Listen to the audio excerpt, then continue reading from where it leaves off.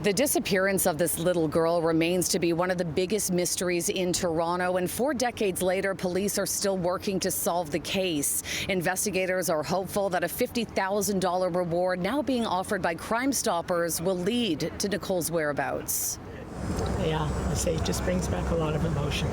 Ellie Monroe was a resident of this Etobicoke high-rise back in 1985 and remembers all too well the day 8-year-old Nicole Morin was reported missing. I remember the police went into every suite, and searched through cupboards and rooms and everything. I remember that so clearly.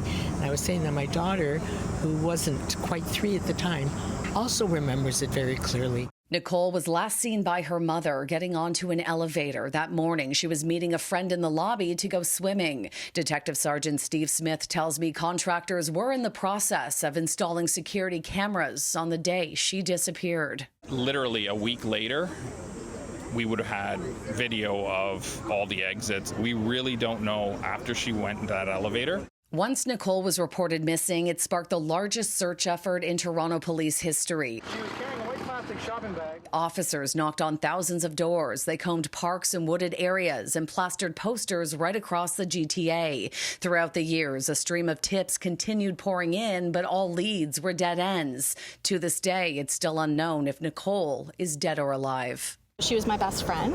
I was 7 at the time. She was 8 at the time. Clutching a negative of Nicole's last school photo, Melissa has never lost hope her childhood friend is still out there and may not know her true identity.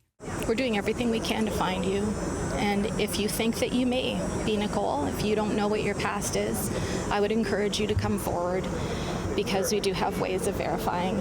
After decades of grief, Nicole's mother has now passed away. Her elderly father still lives in Toronto, but no longer does interviews. Police are hoping this $50,000 reward will finally spark the lead they've been waiting for. We're still hoping, we're hoping that this 1-year reward gets us to the point where we can solve it within the next year and at least let her dad know what happened.